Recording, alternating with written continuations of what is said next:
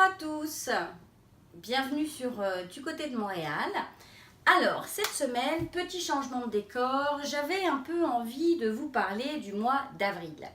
Ça a fait un peu débat sur différents réseaux.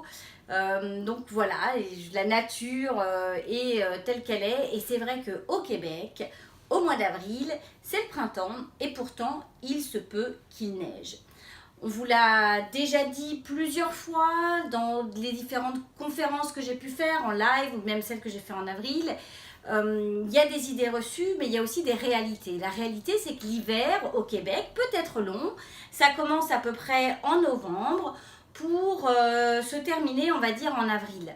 Donc c'est vrai que malgré tout, le mois d'avril reste un mois où il fait très beau, il se peut qu'il pleuve, il se peut qu'il neige. Et les températures, en fait, sont aux alentours, on va dire, de 0, 2 degrés, peuvent aller jusqu'à 10, 12 sur la fin du mois d'avril. Mais il faut savoir qu'on part de très bas, on part de moins 39. On a eu moins 39 cet hiver en température ressentie. Donc c'est vrai que quand il fait un 2, 3, 4 degrés au mois d'avril, bah finalement il fait bon, surtout s'il y a un grand soleil. Donc tenez le coup, accrochez-vous, c'est pas un mensonge, il peut faire vraiment froid encore au mois d'avril. Et puis soyez pas désespérés, c'est vrai que voilà, c'est comme ça fait partie du folklore, on va dire, québécois. Et oui, le mois d'avril, c'est un mois de printemps. Les bourgeons poussent, les petites pousses vertes, il y en a partout dans tous les jardins. On sent que les fleurs vraiment se préparent pour exploser au mois de mai. Mais ce n'est pas encore le mois où vous allez vous balader en Bermuda, vous installer sur des terrasses et au soleil, etc.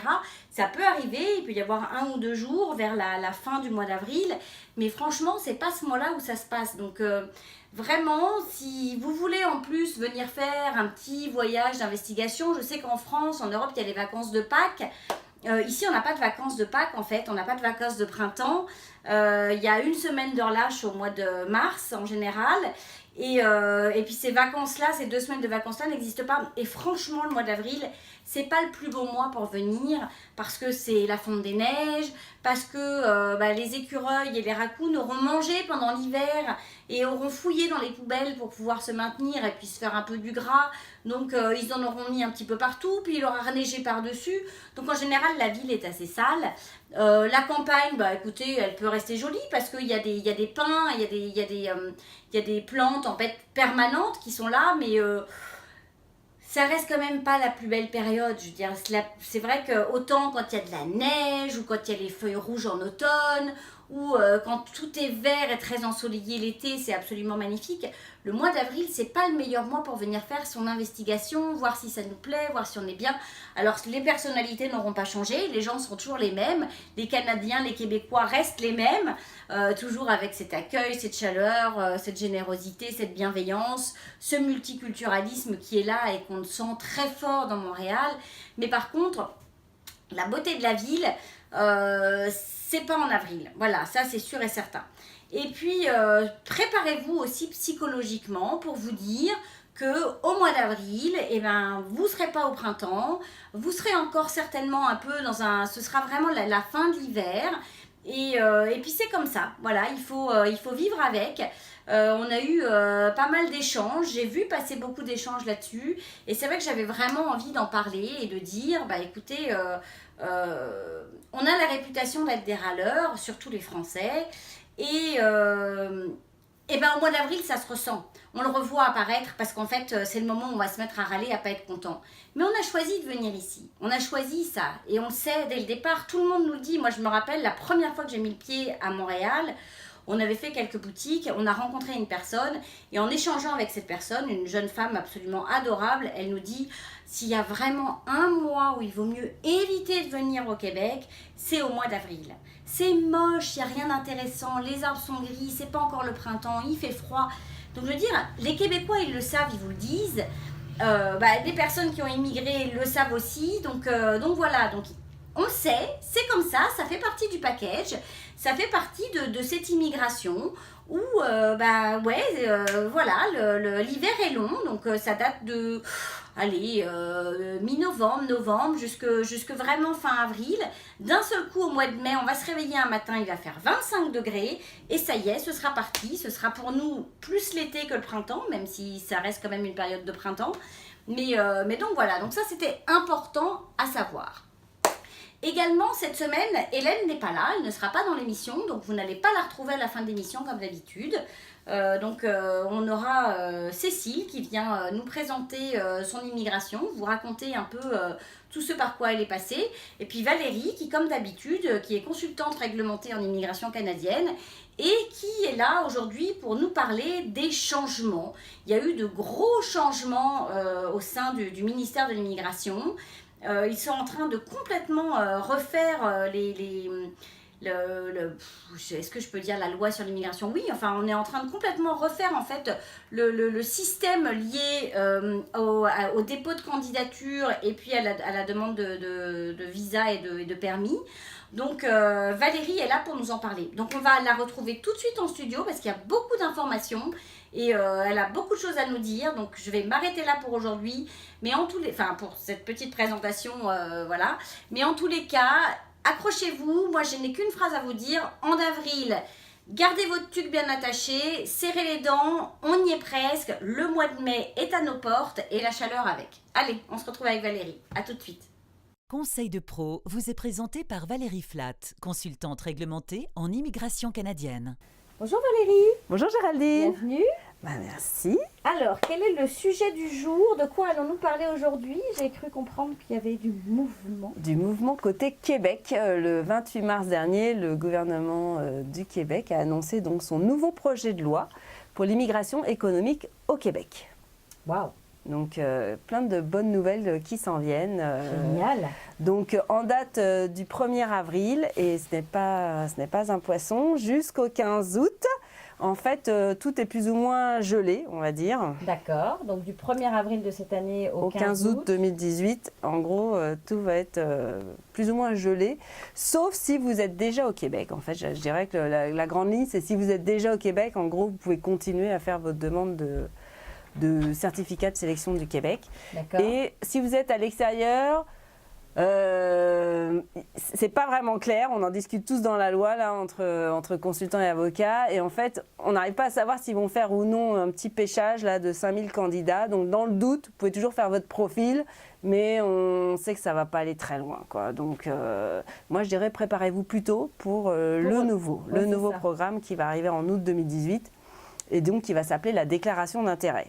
Donc de ne pas se lancer maintenant si on veut le faire, mais d'attendre en fait août 2018 pour aller vraiment... Parce qu'en fait, actuellement, ceux qui sont actuellement dans le bassin, ils y restent jusqu'à ce qu'ils le ferment en fait. Par contre, si vous êtes déjà au Québec et puis que vous avez une offre d'emploi validée ou que vous êtes hors quota pour X raisons qui sont bien expliquées sur le site, ou qu'encore vous avez fini vos études ici ou travaillé 12 mois ici, vous pouvez faire votre demande de certificat de sélection du Québec. Ça, il n'y a pas de problème. Mais ceux qui sont dans le bassin et où ça va être fermé, ça veut dire que c'est perdu? Ah bah oui, c'est perdu. Là, ça va être fermé. C'est-à-dire que toutes ces demandes... Quand le programme ferme, pour réouvrir sur ce nouveau programme... Il va falloir que tout le monde se transfère sur la nouvelle plateforme. D'accord. Parce que ça ne sera pas fait par le gouvernement du Québec, là on s'entend. C'est chacun va devoir prendre ses petites affaires et Mais passer... Mais ils ont déjà payé ces gens-là pour ça? C'était gratuit. C'était gratuit. Donc jusque-là, on n'a pas mis d'argent, donc il n'y a rien à rembourser. C'était juste l'inscription en fait. C'était on crée son profil en ligne et puis on attendait. D'accord. Donc voilà. Donc par contre, la nouvelle plateforme qui va s'appeler donc la déclaration d'intérêt, elle va être payante. Bon, donc vous avez bien compris, hein, tous ceux qui n'ont pas été sélectionnés et qui n'ont pas reçu de courrier de lettre d'invitation. D'accord. Au 15 août, de toute manière, ça sera fini. C'est fini, le programme sera fermé, vous rebasculez sur... Ah, on rebascule sur rien du tout, enfin, c'est à vous de le faire. Vous devez vous réinscrire, effectivement, sur la déclaration d'intérêt qui sera mise en place. Alors, il faut être assez vigilant, c'est-à-dire que dans les prochaines semaines, on va recevoir... Petit à petit, l'information va arriver par petits bouts. Donc là, pour le moment, on a eu le projet de loi. Maintenant, il faut voir concrètement comment ça va se passer. On n'en sait rien. On n'en sait rien encore, donc c'est à nous d'aller voir toutes les semaines de façon régulière. Puis je vais poster sur mon Facebook de façon régulière. VF Immigration, hein, le Facebook. Ouais, le VF Facebook. Immigration. J'essaye de poster les nouvelles au fur et à mesure qu'elles arrivent, mais c'est vrai que ça va être au compte-gouttes, donc il faut être assez vigilant et puis vérifier que l'information corresponde à votre profil. C'est ça. Et puis voilà. Donc en gros... C'est payant. Alors ça va devenir payant. Jusque-là, c'était gratuit. Et même, je dirais qu'au niveau fédéral, Entrée Express, qui est en fait, la déclaration d'intérêt va être une copie, en gros, de l'Entrée Express au niveau fédéral. Sauf que Entrée Express est gratuit. Déclaration d'intérêt, le BIDI a décidé que ça allait être payant. On a entendu parler de 200 $ quand même, ce qui est un prix un peu élevé, parce que ça fait quand même 140, 150 euros. Ouais, c'est quand même 200 $ pour faire son profil. Bon, en sachant qu'on a besoin que d'une personne. On est obligé de faire son profil si on veut. Ah bah si vous ne payez pas les 200 $ et vous ne créez pas votre profil, en gros, vous ne serez pas dans le bassin, quoi. Puis personne ne va étudier votre candidature. D'accord. Donc voilà. Clair. Donc on devra payer ces 200 $, sachant que finalement il y en a un membre de la famille qui fait sa demande, le reste de la famille suit. Donc on n'est pas obligé de payer 200 $ par et si membre de la Entrée famille. Express, en gros pour le Canada, on alors ça c'est obligé... gratuit, mais ça ne comprend pas le Québec. C'est ça. D'accord. On peut faire une résidence permanente hors Québec. On peut aussi. D'ailleurs, l'Ontario là vient de sélectionner encore, je ne sais plus combien, là, 500 candidats francophones là, pour l'Ontario. Et là, du coup, c'était gratuit tant qu'ils étaient en Entrée Express. Une fois qu'ils sont sélectionnés, là, ça commence à coûter plus cher. L'Ontario demande aussi ses propres frais. Et, donc, bon, après ça, c'est... Mais le Québec, donc, ça sera 200 $ en partant pour pouvoir s'inscrire. En espérant que ça aille plus vite, en fait. En fait, c'est ça. Ça va être ça, le but du jeu, en fait, c'est que la sélection se fasse beaucoup plus rapidement. D'accord. Donc, on paiera, on créera son profil, on s'assurera avant qu'on accumule, qu'on passe les seuils de sélection, oui, de points. Alors, la grille n'est pas encore disponible, c'est-à-dire qu'ils ont mis un squelette de grille avec juste les critères de sélection. Donc, je vous invite à aller la voir. Je l'ai mis sur mon compte Facebook. Et puis là, j'ai remis un lien direct, parce que tu m'as dit que le lien n'était pas assez direct. Oui. Donc là, j'ai remis un lien direct qui marche cette fois-ci, parce qu'il y a 2 jours, il ne marchait pas. Donc là, il marche bien. Je vous partagerai également depuis son Facebook, mais n'hésitez pas à aller sur VF Immigration, la page Facebook de Valérie Flat, VF Immigration. Et donc, à la fin du projet de loi, il y a l'annexe A, où en fait apparaissent tous les critères de sélection. Il y en a beaucoup. Donc, on ne sait pas encore en fait les points associés à chaque critère. Donc, ça aide pas beaucoup. Vous pouvez toujours faire référence à la maille, je dirais, qui est valide en ce moment. Ça vous donnera une idée. Mais on ne sait pas vraiment si ça va changer de beaucoup, pas beaucoup. Pour le moment, on n'en sait rien.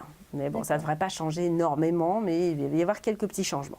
Okay. Donc, avant de créer son profil et de payer les 200 $, je dirais, première chose, on s'assure qu'on passe le seuil de sélection parce que... Donc, on allait regarder cette fameuse annexe. Cette fameuse annexe A. D'accord. Et puis donc, quand vous serez dans ce bassin, si vous avez la chance d'être sélectionné parce que vous répondez aux critères de sélection, alors ça sera toujours, bon, à passer le pointage, ça c'est sûr, le seuil de sélection. Vous serez prioritaire si effectivement vous avez une offre d'emploi validée par un employeur québécois. Vous serez prioritaire aussi si votre domaine de formation est un domaine en demande, c'est-à-dire que ce sont des métiers qui sont très recherchés ici au Québec. Donc ça, c'est sûr, vous allez toujours être en priorité par rapport à ce genre de critères de sélection. Mais il y aura d'autres critères qui seront que vous aurez un haut niveau de français ou voilà quoi, donc qui pourront aider. Et du coup, si vous passez les points et puis que vous avez le français en plus et puis que vous serez sélectionné. Mais le français, par contre, n'est pas un critère de sélection en soi. C'est-à-dire que vous n'êtes pas obligé de passer les tests de langue. D'accord. C'est juste si vous en avez besoin et puis que ça vous apporte des points. Et on sait quand même que le Québec est intéressé pour avoir des francophones. Donc, c'est sûr que ça leur revient moins cher finalement que de vous payer après la francisation. Donc, il ne faut pas non plus rester... on sait que le français est quand même un critère. Mais c'est vrai que dans les points, vous n'êtes pas obligé. Si vous avez les points sans le français, après tout, vous n'êtes pas obligé de passer les examens. Donc une fois... Contrairement à avant où c'était obligé de passer les examens. Non, ça ou- l'a jamais été. Ça l'a D'accord. jamais été. Ça l'est plus pour le PEC justement où là il faut démontrer un D'accord. niveau de français. Mais là donc vous serez pris si vous avez la chance de recevoir une lettre d'invitation. Vous aurez 90 jours en fait pour présenter toute la documentation pour la demande de certificat de sélection du Québec. Alors attends, je me permets de te couper 30 secondes. Oui. Imagine que je m'inscrive Donc en dans ce août. nouveau programme en août, je paye mes fameux $200 Oui. et entre-temps, j'obtiens une offre d'emploi. Est-ce que je peux retourner Ah faire bah ça un on n'en sait changement, rien une encore. modification Bah, ça je sais pas D'accord. encore. Ça c'est des questions. Ok. Pour le moment on ne sait pas comment ça va marcher cette D'accord, plateforme. d'accord, ok. Ceci dit, sous Entrée Express, on peut, alors que sous Mon Projet Québec, on ne pouvait pas. Donc D'accord, j'imagine donc que... peut-être qu'on pourra pas. Peut-être qu'on pourra, peut-être qu'on ne pourra pas, on verra. On va attendre de voir. C'est sûr que ça serait l'idéal de pouvoir le remettre. Sous Entrée Express, on peut remettre à jour Ouais, son c'est ça, au profil, fur et à donc ça mesure c'est des bien. choses. Mais là je ne sais pas. Donc on verra. Je ne veux pas dire n'importe quoi non plus. Donc vous aurez Bah non. 90 jours pour présenter tous les papiers pour la demande de certificat de sélection du Québec. Ce qui n'est pas énorme, hein. Je dirais à la limite, c'est toujours bien de regarder un petit peu à l'avance quel genre de document on aura à remplir Donc ça, et à c'est présenter. Une fois qu'on a reçu la lettre, hein. D'invitation à D'accord. postuler. Quoi. À Là, postuler. c'est bon, on est intéressé par votre candidature. Faites votre demande de certificat de sélection du Québec et puis on va regarder les documents, sachant que forcément, si vous avez déclaré que vous aviez un domaine de formation en demande, je ne sais pas moi, que ça pourrait être soudeur, là, par exemple, au hasard, Au hasard. et qu'après ça, lorsqu'on vous fait votre demande, recevez la lettre d'invitation, finalement, vous n'avez pas du tout une formation de soudeur, c'est clair que votre dossier il va être refusé, quoi. Donc, il faut vraiment faut faire une vraie... Le nom marqué au fer rouge. Ouais, donc il faut vraiment faire une déclaration d'intérêt qui reflète votre profil réel et prouvable, démontrable. Ouais, c'est ça. Hein, il faut pouvoir démontrer tout ce qu'on a déclaré dans sa déclaration d'intérêt. Et puis surtout que c'est ce qu'on vous dit quand même depuis longtemps, c'est-à-dire que c'est pas en soi l'école que vous avez fait, la notoriété de l'école que vous avez fait qui intéresse, c'est de valider votre formation par un diplôme, parce Ouais. qu'ici c'est très important. Il y a des formations qui sont vraiment validées par des diplômes, et c'est parce que vous avez ce diplôme que vous avez le droit de travailler dans tel ou tel ou tel domaine. Donc c'est important que vous puissiez prouver que, vous avez l'expérience, que vous l'avez fait, Oui. mais en plus, que Attestation vous de travail C'est ça. Et de qu'en l'employeur, vous avez un diplôme. diplôme et les diplômes. C'est pas juste les années d'études, c'est le diplôme qui... C'est ça, c'est le diplôme. Le diplôme est important. Et moi, je dirais même aussi la dernière année d'études. Généralement, ils demandent la photocopie certifiée de la dernière année d'études, qui correspond au diplôme. Ouais, c'est ça. Donc, c'est important de l'avoir aussi. Alors, l'autre bonne nouvelle, donc ça sera la déclaration d'intérêt qui sera en fait pour les gens qui sont à l'extérieur du Québec. Bon, ceux qui D'accord. sont à l'intérieur aussi pourront le faire, mais généralement, c'est plus les gens qui sont à l'extérieur du Québec D'accord. qui auront donc un accès à la résidence permanente. Par contre, les gens qui sont déjà au Québec, eux, il y a toujours le programme de l'expérience québécoise, qui sera lui aussi, qui passera maintenant par cette déclaration d'intérêt. C'est-à-dire que tout le monde va devoir passer par cette déclaration d'intérêt. Jusque-là, ceux qui étaient ici, ils présentaient leur petite demande comme ça, sans passer par Mon Projet Québec. D'accord. C'était indépendant. Maintenant, non. Tout le monde est regroupé sous la déclaration d'intérêt. Sauf que ceux qui ont une expérience québécoise d'études ou de travail, c'est vrai qu'ils vont être tout de suite mis à l'écart et étudiés de façon prioritaire. D'accord. Bon, c'est plutôt. Mais ils vont bonne devoir nouvelle. payer les $200. D'accord. Ouais, enfin, bon, De toute façon, voilà. on sait, l'immigration a un prix. Faut le Oui, ça savoir. coûte On cher. ne- Non, on on ne se vous le cache pas. Jamais. Non. Je veux dire, il faut, si vous voulez immigrer, mais je veux dire, où que ce soit, je pense, je veux dire, ça coûte de Non, l'argent. ça coûte de l'argent. Que ce soit pour faire vos documents, que ce soit pour déménager, que ce soit, tout, ça coûte de l'argent. Ouais, voilà. Alors, la bonne nouvelle quand même pour le programme d'expérience québécoise, c'est que maintenant, tous les niveaux de compétences 0, A, B, C ou D vont être reconnus. Ça, c'est génial. C'est génial, c'est-à-dire que maintenant, on vous a toujours dit, alors pas de vendeur, pas vendeur ni serveur. Ouais, c'est Et ça. bien si, maintenant Ça on y est, peut. c'est bon. Maintenant on peut. C'est génial. Alors ce qu'on ne sait pas encore, c'est si ce sera rétroactif. C'est que si l'expérience que vous avez acquise avant le 1er août va être reconnue ou si c'est seulement à partir du 1er août. Bon, par expérience, je dirais que ce n'importe serait... quel PVTiste Mhm, de n'importe quelle catégorie qui a passé 2 ans, mhm. il a le droit à son programme d'expérience québécoise de toutes les catégories. S'il a travaillé 12 mois, 12 mois, hein, bien 12 sûr. mois avec un contrat de travail, fiche de paye associée, dans n'importe quelle catégorie de compétences 0, A, B, C ou D. Ça va être génial. Ça va être bien. Ouais, parce qu'il y avait plein de jeunes qui... Espérons que ça va être rétroactif pour tous les c'est PVTistes ça. qui Normalement, sont je pense déjà que ça le sera. Généralement, les lois, elles sont toujours... on considère que ça sera l'expérience acquise par contre, au 1er août. Donc, voilà. Bon, PVTistes 1er août, qui après, êtes là, croisez les doigts. on croise les doigts, mais je pense que ça va être bon. Là, je pense qu'on va pouvoir en sauver certains. Là. Génial. J'en ai plein qui me rappellent. Mais alors maintenant, c'est bon. Alors, on y croit, on y croit. Finalement, On croise les doigts, on croise les doigts. on y croit, là. On y Et croit. n'importe quel travailleur qui est là depuis un an, même travailleur autonome, ça va être bon Ah aussi. non, travailleur autonome, jamais. Ça, ceux-là, ils sont toujours pas reconnus, puis ils le sauront pas. Quoi. Non, travailleur autonome, non, il faut vraiment qu'il y ait un employeur. C'est un emploi rémunéré à plein temps, 30 heures par Mais semaine. s'ils ont créé leur entreprise et qu'ils se sont auto... Ça, c'est un autre profil. C'est un autre profil, mais en même temps, généralement, il faut que ce soit... non, parce qu'il faut quand même que l'entreprise québécoise, elle ait plus de 12 mois d'ancienneté au Québec. Il y a tous ces genres de petites histoires. Donc, les travailleurs autonomes, c'est toujours un peu compliqué, quoi. Alors, ce qui est bien, Ça c'est qu'ils reste- recherchent des entrepreneurs et des travailleurs autonomes parce qu'ils ont... Mais il y a d'autres visas l'entrepreneuriat, pour ça. Il y a d'autres visas pour ça. Hein. Il y a d'autres visas, puis il y en a des... Ouais, il y en a des nouveaux qui s'en viennent. Et alors, l'autre bonne nouvelle, mais alors là, qui ne concerne pas nos petits PVTistes, parce que c'est tout sauf les accords, les programmes qui concernent les accords internationaux, c'est-à-dire, par exemple, Expérience Internationale Canada, sous lequel on retrouve PVT, le jeune pro et le stage coop. D'accord. Malheureusement, eux, ils n'y ont pas droit. Mais tous les autres, c'est-à-dire que si on est conjoint de quelqu'un qui a obtenu un permis d'études pour faire ses études au Canada, ou si on est conjoint de quelqu'un qui a obtenu un permis de travail fermé, et qu'on a nous-mêmes obtenu un permis de travail ouvert en tant que conjoint, eh bien, ces conjoints, s'ils arrivent à obtenir 12 mois d'expérience de travail dans les niveaux de compétences 0, A, B, C ou D, ils peuvent faire la demande de certificat de sélection du Québec et de résidence permanente pour la famille. C'est génial. Alors qu'avant, les conjoints ne pouvaient pas. Parce qu'on ne reconnaissait pas l'expérience de travail acquise par le conjoint sous le permis de travail ouvert. C'est rétroactif ou on ne sait toujours pas? On ne sait pas non plus. Bon, croisons les doigts, n'abandonnez pas, ne quittez pas le Québec avant août. Soit passé. Ouais, parce que comme ça, Ne partez pas, même si vous êtes là de façon un peu touchy, ne partez pas. Déjà, On ne bouge pas. on demande toujours son extension de statut de visiteur pour maintenir un statut légal, mais au moins on attend de voir. On attend de voir ce qui va se passer en août. Bon, enfin, ceci dit, on pourrait toujours rentrer et se faire rentrer quand même dans les programmes. Il y a toujours moyen de repostuler même dans ces programmes depuis l'extérieur, mais bon, c'est vrai que là, on est tellement près du but que... Ne bougez pas. Oh, voilà. Alors, donc il y a un nouveau programme des investisseurs qui va être lancé. Wow. Alors là, tout ce qui est entrepreneur, investisseur, travailleur autonome, c'est fermé jusqu'au 15 août. Hein. Là, c'est gelé fermé. Mais alors, le nouveau programme des investisseurs, en fait, ça, je vous l'avais déjà dit, que ça, on allait monter la barre un peu plus haut. Ils ont monté la barre. Ils ont monté la barre à 2 millions. C'est ça. À 2 millions. Il faut avoir donc 2 millions d'actifs.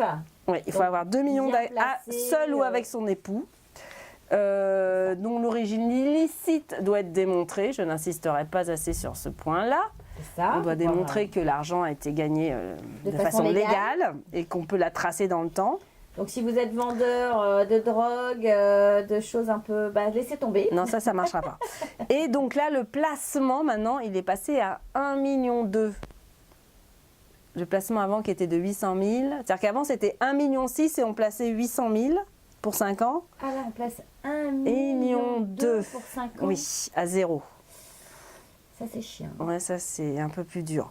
Donc, du coup... Même si c'est $1 million, c'est archi. Hein. Ouais, c'est beaucoup d'argent. Mais là, ils essayent en fait de faire l'élimination parce qu'il y avait trop d'intéressés finalement. Donc, finalement, il y avait trop de monde au portillon avec 800 000 $. Donc là, ils essayent de remonter un peu la barre pour avoir un peu moins de candidats. Et puis, mais bon, ça sera... D'abord les plus riches. Ouais.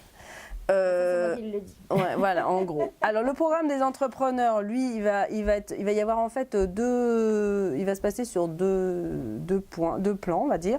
Il y a ceux qui vont créer une société, et puis ceux qui vont acquérir une société. D'accord. Donc on attend aussi de voir exactement comment ça va se passer, mais ça va être pareil, ça va être un peu plus contrôlé. C'est-à-dire que maintenant le gouvernement du Québec va retenir une partie de vos avoirs. Qu'il vous rendra le jour où vous aurez démontré, vous avez 3 ans pour le faire, qu'en gros la société, vous avez dit que vous alliez acquérir ou créer, fonctionne et tourne comme c'était prévu dans votre business plan en gros. Donc il y aura toute une partie. Donc, c'est pas à prendre à la légère. Non, parce qu'on vient pas. Ouais.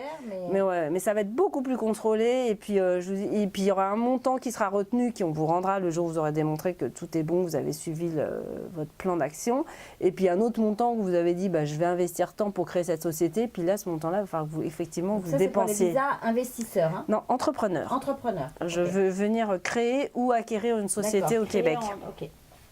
Donc il y aura un dépôt de garantie à déposer et puis un dépôt de fonds pour la propre société. Voilà. Et puis il y aura les travailleurs autonomes. Les travailleurs autonomes, donc ça va être pareil, ça va être le 3e volet. Et puis là, on attend de voir ce qu'ils vont nous proposer.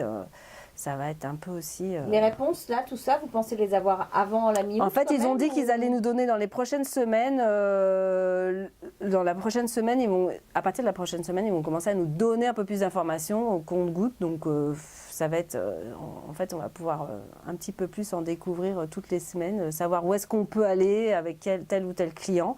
Sachant que pour les entrepreneurs et les travailleurs autonomes, il y a toujours moyen de passer par d'autres types de visas qui leur permettent de finalement créer une entité, se faire enfin il y a toujours des petits moyens de détourner pas de détourner la loi parce qu'on ne détourne jamais une loi, mais de contourner.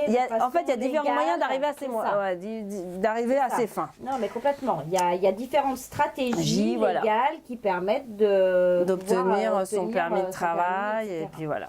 En tous les cas, son visa pour venir soit travailler, soit étudier, soit investir, soit entreprendre, soit voilà. Donc le travailleur autonome, je sais qu'il y aura une liste de métiers, par exemple, qui seront... donc on attend aussi cette liste-là, de métiers pour lesquels vous pourrez venir exercer en tant que travailleur autonome. Bon, c'est plutôt une assez bonne nouvelle. De toute façon, on sentait que ça bougeait. On savait que ça s'en allait. Le Québec avait même demandé au fédéral qu'on puisse... accélérer les choses parce qu'il y a des entreprises en souffrance et que donc c'est bien ça. Oui, non, c'est très bien. Hein. Puis j'avoue que c'est très bien pour justement là pour les conjoints là, les conjoints. Ça, je trouve ça génial. Ça c'est vraiment bien. Toutes les catégories. Et puis les catégories de compétences parce que finalement sa première expérience de travail au Canada c'est très dur qu'on obtienne tout de suite un niveau B de compétences. Exactement. Généralement tout le monde redescend d'un échelon pour pouvoir remonter par la suite et puis du coup on perd un peu de temps au démarrage pour accumuler ces 12 mois d'expérience. Ça, c'est génial parce que ça prouve que le gouvernement du Québec a enfin réalisé qu'il y avait vraiment des potentiels ici et des gens qui étaient là et que malheureusement, c'est difficile d'arriver et qu'en plus, ils les laissaient repartir. En plus, ils repartaient parce que moi, je vois, j'ai mes petits PVTistes, je vois, ils travaillent souvent dans des branches qui ne sont pas forcément liées à leur domaine de formation. Ils aimeraient bien rester. Puis ils se disent, une fois que je serai résident permanent, je sais que je vais y arriver, mais là, j'ai aucun employeur qui veut me faire mes démarches, mes démarches de permis de travail, et puis... Et puis je dis Mais moi j'ai eu ça, j'avais postulé pour Rand Xerox. Alors peut-être que mon CV était nul, ça je le saurais jamais, mais en tous les cas l'excuse qui m'a été donnée c'est que j'étais sur un visa temporaire. Que l'entreprise avait déjà embauché des temporaires et que les personnes étaient parties alors qu'ils avaient investi 2 ans sur ces personnes. Et que par conséquent ils ne voulaient plus fonctionner comme ça et que donc ils préféraient prendre des résidents permanents. C'est souvent une excuse.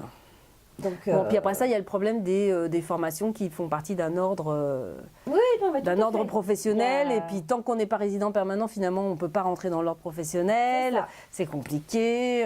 Il y a pas mal de professions comme ça où c'est un peu touchy, quoi. Tant qu'on n'est pas là vraiment avec un autre statut que statut temporaire, c'est un peu compliqué d'exercer sa profession. Je trouve ça génial. Donc finalement, le fait que la femme de celui qui a l'initiative en gros de venir étudier, moi ça je trouve ça bien parce que la femme finalement elle va pouvoir demander si on part pour un programme de 3 ans par exemple. La femme de mari, parce que c'est parfois des femmes qui étudient, le conjoint de. On va plutôt parler comme ça. Le conjoint de surtout qu'on n'a plus le droit de dire monsieur ou madame au Québec. Ah bon? Ah oui, ils ont passé une loi, là. Ils sont revenus un petit peu en arrière, mais dans le doute, on dit pas monsieur ou madame, parce que ça pourrait être un transgenre, et puis qu'on ne sait pas si c'est monsieur ou madame. Mais dis donc, il s'en est passé des choses quand je suis partie en France. J'ai pas suivi tout ça. T'as pas moi. suivi ça? Oh, bah, C'est zut, une histoire alors, polémique.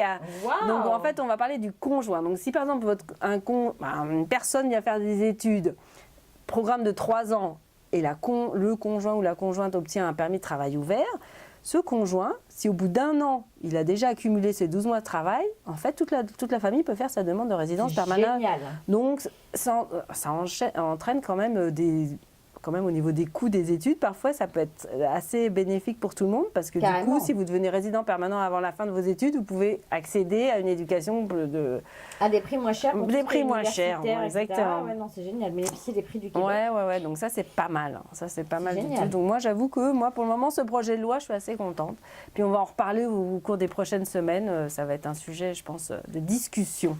Non, puis le fait de le faire payer, alors c'est sûr que ça peut faire la grimace à certains, mais en même temps, c'est... C'est une sélection naturelle, je dirais. C'est un ça, peu, c'est de dire, parce vous que voulez vraiment venir. il faut déjà y mettre un petit et C'est ça. je dirais c'est un grain de riz comparé à tout ce que vous allez devoir payer après. Donc si vous n'êtes même pas capable de mettre $200, on oublie ça parce que finalement Non, derrière. c'est très bien. C'est une sélection naturelle, c'est ce que tu dis.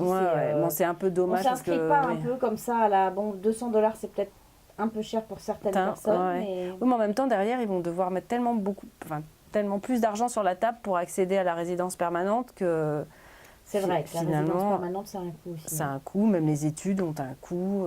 Non, c'est sûr. Il n'y a que le PVT, je dirais, tout ce qui est expérience internationale Canada, qui eux, ça coûte pas trop cher. Mais encore là, il n'y a que 34 pays qui en bénéficient, donc c'est pas tout le monde. C'est pas tout le monde.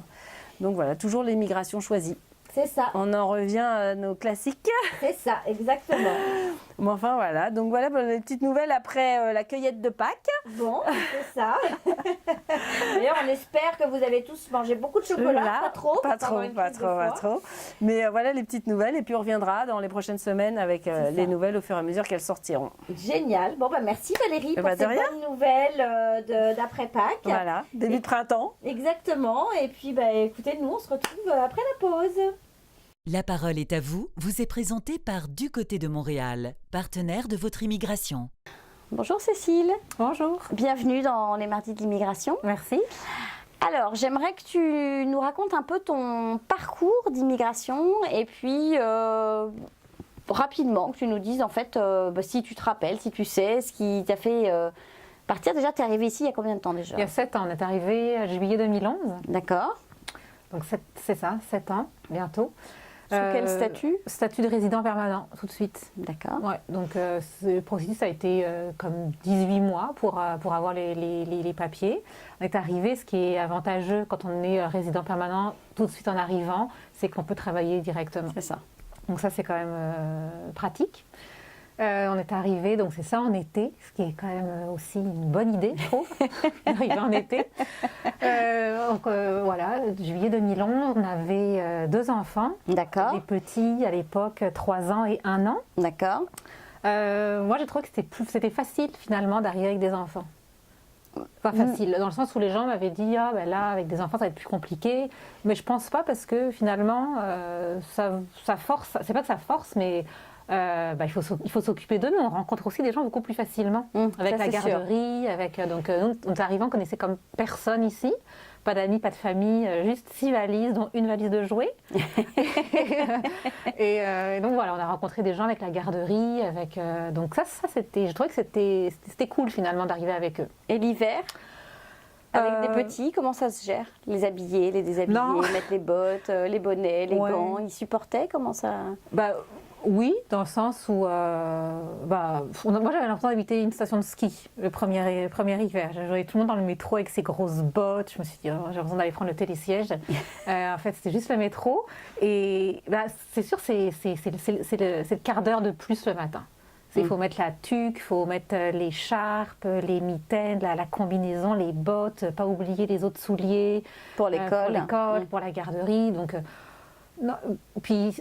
Moi, je me souviens que le premier hiver, j'ai voulu sortir avec ma poussette. Bon, j'ai rentré ma poussette assez rapidement parce qu'on ne circule pas avec une poussette. Ça roule pas? Non, ça roule pas. Donc, À moins de j'ai la prendre à l'envers acheté un traîneau. Ah oui, c'est ça. Ouais, Ah, j'ai acheté un traîneau. Alors, tu vois, tu viens de m'éclairer sur quelque chose. C'est vrai que je vois très souvent des gens avec des enfants dans des petites luges, enfin Ouais. Et puis je me dis, oh, c'est charmant, Ah, c'est c'est cute, mignon, oui. c'est cute. Mais je comprends, C'est juste que. on n'a pas le choix. Non, c'est ça, ça fonctionne pas. Au début, je me dis, ok, je pourrais mettre 2 skis sur ma poussette, c'est trop compliqué. Fait que non, j'ai acheté le petit traîneau rouge avec la. C'est ça, ok. Ouais, la luge, c'est la luge, le traîneau, c'est ça qui. C'est ça, mais je comprends, qui pratique. effectivement. Je pensais qu'en fait, les gens le faisaient parce que c'était rigolo et que ça amusait les enfants. Mais en fait, oui, vous voyez ce que c'est que d'immigrer quand on arrive avec des déjà grands? On Ouais. pense pas. Et hier, j'ai vu quelque chose d'extraordinaire. Je me suis dit, mais alors vraiment, il faut être au Québec pour vivre ça, en Amérique du Nord. Ça doit peut-être certainement exister ailleurs. Une poussette, une dame qui avait quand même une. Alors bon, il n'y avait pas trop de neige sur le trottoir, hein, mais une poussette avec des gants préattachés Ah ouais, au guidon. Donc en Ouais. fait, elle a ses gants comme à elle. les manchots là. C'est ça, comme les manchots. Et en fait, elle va toucher son guidon de poussette en rentrant dans ses. Et je me suis dit, mais c'est un truc de folie, ça. C'est génial.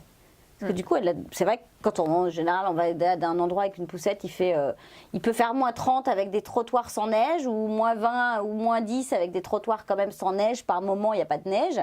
Et je trouve ça extraordinaire. Voilà, ces gros manchots hyper confortables. Et pour pouvoir pousser sa poussette. Et C'est cool. Moi, j'ai pas eu ça, mais le traîneau, ça reste une bonne idée. Ah ouais, Bon non, compromis. franchement, il y a des. On va vite et tout, en tout cas. Puis ça glisse bien. Ouais. Donc non, après c'est plus, rigolo. il faut tout acheter. Il faut avoir les bonnes bottes, il faut avoir Alors, où est-ce que toi, tu es allé est-ce que l'aubainerie suffisait pour avoir chaud pour les enfants ou... Moi je connaissais pas. D'accord. Je suis allée chez MEC, D'accord. qui est une coopérative. Mais il y a plusieurs Ouais, il y a magasins. plusieurs magasins MEC, C'est une effectivement. coopérative. Faut adhérer pour pouvoir acheter chez eux. D'accord. Ça coûte rien d'adhérer, c'est simplement que c'est leur fonctionnement. Une espèce de projet écologique derrière, tout ça. Et ils vendent des super beaux Vêtements, C'est ouais, un c'est peu ça. peut-être plus cher que l'aubainerie, mais ça a une durée de vie beaucoup plus longue aussi, je pense. Bah, c'est vrai que pour tout ce qui est aussi t-shirt à mettre en hiver près du corps pour avoir très chaud, ils ont Bah, des vraies choses pour bien isoler Ouais. en fait. Hein. C'est vraiment un magasin, ça ressemblerait à Decathlon en un peu mieux. C'est ça. C'est ça. On est un peu plus haut de gamme. Même s'il y a un Decathlon qui a ouvert maintenant, je crois, sur la rive sud. En fait, il doit ouvrir au printemps, c'est prévu là. Ouais. Ils sont, en tous les cas, ils sont arrivés. Ouais. Ils sont en Mais mec, installation. Donc, tiendront-ils le coup? On verra. Mais alors, en tout cas, avant que ça ouvre, mec, c'est vraiment une super adresse. Puis c'est des vêtements qui ont une bonne durée de vie. Moi, ce qui m'a surpris juste par rapport à l'hiver, c'est qu'on n'a pas besoin de ramener des gros pulls. On n'a pas besoin de pulls, en fait. c'est vrai. Parce que c'est vraiment le bon manteau. Mais dans le métro, il fait 80 Très chaud, degrés. c'est dans ça. le métro. C'est vrai que souvent, c'est une Donc, chemise c'est avec juste une chemise, ouais. puis l'été, ils mettent la clim. Donc là, on parle là, beaucoup de l'hiver, mais l'été, prenez la petite laine. l'été, moi je trouve que c'est presque moins supportable que l'hiver. Ouais, moi, je sais que l'été, je ne peux pas sortir sans un foulard ou un châle.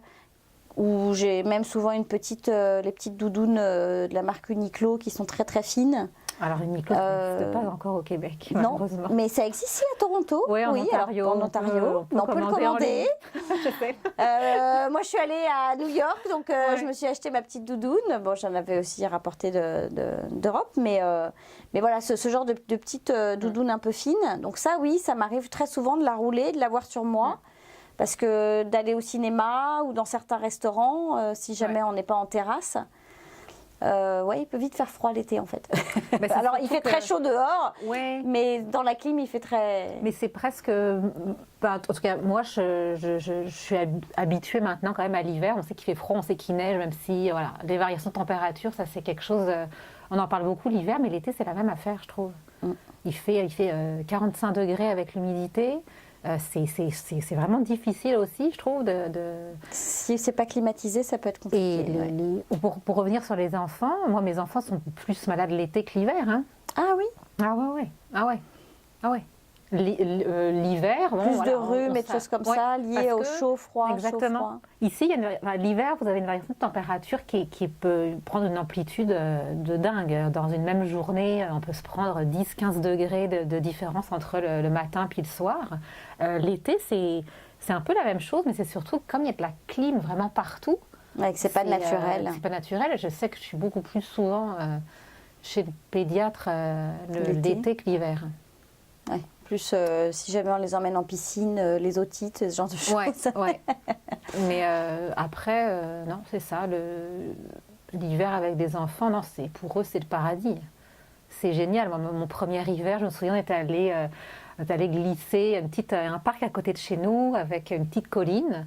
T'allais faire de la luge, tous les enfants de l'école se retrouvent là. Ils adorent. Ah ouais, c'est super. La première neige chaque année, c'est féerique. Moi, j'adore aussi. Au bout de quelques mois, on est tanné. C'est sûr, on a envie d'avoir un peu de soleil et de verdure. Mais non, l'hiver, ça reste vraiment chouette. Et puis, je regarde le premier hiver, moi, j'étais comme eux. Hein. J'étais surexcitée. Ah ouais, j'étais surexcitée. C'était mon premier Noël, je pense, avec autant de neige. C'était magique. C'était magique. Moi, j'avais jamais... à Paris, c'est rare qu'il neige à Noël. Et alors, le système des boîtes à lunch, est-ce que c'est quelque chose qui t'a embêté ou c'est toi qui l'as fait? Ouais, qui continue de m'embêter. Ça fait... J'entame ma 5e année de boîte à lunch. Il n'y a pas de petite cafétéria du tout dans l'école où il n'y a pas de cafétéria, mais il y a un système de traiteur. D'accord. Donc, aux alentours de 4 $, c'est ça? Ouais, 5,20 $ à peu près par repas. C'est ça, on commande en ligne, il faut s'abonner. Puis chaque jour, il y a comme... alors chaque école a son service traiteur. C'est correct ou c'est plutôt pizza, pâtes? Ouais, c'est ça, c'est plutôt ça. Alors, il y a comme pour chaque jour, il y a 3 menus, on choisit, puis c'est amené chaud, en fait, à l'école. Ce qui est quand même pas mal. Le seul problème à la boîte à lunch, c'est pas le temps que ça prend, parce que finalement, c'est pas mal tous les jours la même affaire.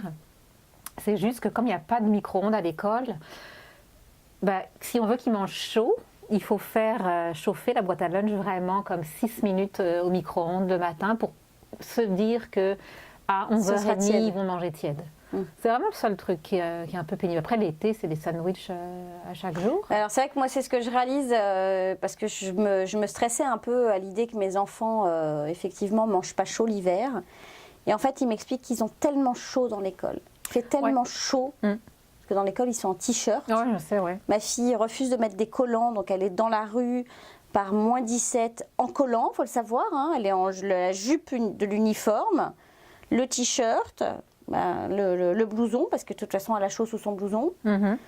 Donc, les jambes nues, moins 17, je lui dis, mais tu sors. Non, j'ai trop chaud. Ouais. Et elle arrive à l'école, elle a tellement chaud de toute façon qu'elle ne supporte même pas d'avoir un collant. Et que pour eux, quelque part, manger... ils mangeraient froid parce qu'ils auraient froid, oui, ça les gênerait, mais ils ont tellement chaud dans l'école... Ouais. Alors après, à partir d'un certain âge, ils ont le micro-ondes, mais effectivement, le micro-ondes, il n'y en a pas dans toutes les écoles. Il y a des écoles qui en ont. Moi, je parle juste de l'école où ils sont, il y en a pas. Non, mais il y en a beaucoup, il n'y en a pas. Mais après... Ou alors, on va le faire réchauffer pour les petits, donc les plus grands n'y ont pas accès. Ou voilà, il y a des histoires aussi d'horaire. C'est-à-dire qu'il n'y a pas suffisamment de micro-ondes pour que tout le monde puisse l'utiliser. Là, donc, il n'y en a pas. Maternelle, première année, il n'y en a pas. Mais c'est surtout que finalement, ils mangent en 15 minutes. Il faut s'y habituer, même après, une fois qu'on est adulte, on mange toujours en 15 minutes. Donc au début, je m'étais dit, ok, mon angoisse, c'était qu'ils ne mangent pas le midi, je recheckais la boîte à lunch tous les soirs. Mais en fait, parfois, ils finissent pas, c'est juste parce qu'ils n'ont pas le temps. C'est 15 minutes pour manger, parce que c'est super important d'aller jouer dehors. Donc voilà. Puis les dames du service de garde, je dis les dames parce que c'est souvent des dames au service de garde, pressent aussi un peu parfois pour qu'ils mangent. Et les enfants mangent dans leur classe ou dans une classe à côté. Et il faut nettoyer la classe avant que l'école reprenne. Donc, de toute façon, il n'y a pas 1 heure de lunch. Mais c'est ça, la boîte à lunch, je suis quand même tannée. Là, il m'aide un peu plus en grandissant, mais ça reste que c'est tous les jours de l'année. Alors, j'ai essayé le traiteur. Hein. C'est sûr que je me fais des vacances de boîte à lunch. Donc, le traiteur, je l'ai essayé. Ils ne sont pas fans. Ils ont quel âge, là, les plus grands 9 et 7. Oui, ça va venir. Le 9, il va vraiment pouvoir commencer à Donc ils aident et se tout. faire Et son puis, petit repas. Mais... C'est plus la petite sœur qui a hâte d'avoir la boîte à lunch, qui prépare celle des grands. Mais, c'est mignon. Mais ouais, non, ça reste que c'est tous les jours. Oui. Bon, on s'habitue à tout, hein, voilà, c'est qu'il faut prévoir. On ne peut pas se dire ce matin, oh, c'est pas grave, je fais pas de lunch, ils iront manger. Non, c'est. Ah bah non, soit on a pris le menu, Ouais, c'est ça. Ouais, puis le traiteur, faut quand même prévoir quelques jours à l'avance. C'est vraiment le seul truc. Après, oui, bah, on s'habitue. Puis ça fonctionne ça pour tout le monde. Donc, Bah c'est ça. Puis en même temps, ça permet de donner aux enfants ce qu'ils aiment bien, donc bon. Ouais. Ça a des côtés pratiques et des voilà. Il faut le savoir. Ici, c'est pas des cantines, c'est des boîtes à lunch, donc Ouais. faut s'organiser la veille, le jour même. Chacun se. C'est que le matin, il faut penser à plein d'affaires. Il faut penser à la boîte à lunch, il faut penser aux souliers qu'il faut mettre dans le sac. C'est vrai. Il faut Que les enfants aient leurs vêtements de ski, enfin leurs vêtements. Leur ils partent combinaison, c'est ils ça. partent comme s'ils allaient skier là, c'est sûr. T'as la tuque, mitaine, foulard, pantalon de neige, le blouson, les bottes. Combien de paires de gants perdus en 7 J'ai ans? arrêté de compter. Je pense qu'ils ont ouvert une boutique juste avec ceux que j'ai perdus. Non, mais c'est ça. Je les achète par deux. Ouais. Chaque année. Chaque cache-cou, tuque, pareil. J'achète tout en double. Ça, je comprends. Et alors, est-ce que lorsque vous êtes arrivés, ça a été compliqué, facile de trouver un emploi? Est-ce que vous avez tous les deux cherché des emplois? Comment ça s'est passé pour toi et ton conjoint, en fait? En fait, en arrivant, on a été comme... j'ai adoré, comme tout était pris en charge. Je me souviens des sorties de l'aéroport, c'était un vendredi, puis une fois passé tout le sas de l'immigration, avec les papiers, les déclarations à faire, tout ça, ce qui est en plus super bien organisé. On a attendu, mais voilà, on est reparti avec un papier, avec une date de rendez-vous pour le lundi. Le lundi, il fallait qu'on se rende. Je pense pas que ça fonctionne encore comme ça maintenant, mais quoique s'ils donnent maintenant aussi, ils sont supposés donner des rendez-vous aussi à l'aéroport dans des organismes qui aident pour la recherche d'emploi. Et là, ça a été super bien fait. On est arrivé, la fille nous a donné un rendez-vous. Quand on était avec des enfants, on a fait. Mon chum a d'abord fait une semaine, puis moi j'ai fait la semaine d'après, dans un organisme différent d'ailleurs. Alors il y en a plein, il y en a plein. Moi, je trouve que c'est super important d'y aller parce que parfois on se dit, je vais me débrouiller tout seul. Ouais, c'est ça. Je vais savoir comment faire parce que déjà je parle français, parce qu'un CV j'en ai déjà fait, j'ai déjà passé des entrevues.